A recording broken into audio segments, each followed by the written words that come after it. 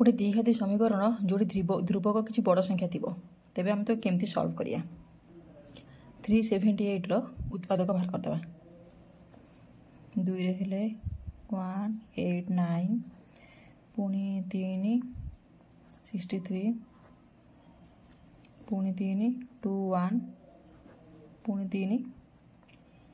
7 एबे देखो हमको ये मझी पार्ट को भांगा दरकार माने -51 तो ये आमर 7 3 2 7 3 2 नेले केते होजी 42 आ ये 3 3 नेले केते होजी 9 तो एटा हे गला x square minus 42x minus 9x plus 378 is equal to 0 तापरे x कॉमन है जो x माइनस 42 माइनस 9 कमे गले 9 कॉमन नेले x minus 42 is equal to 0 तो x minus 42 x minus 9 is equal to 0 तो x गोटे 42 आ गोटे 9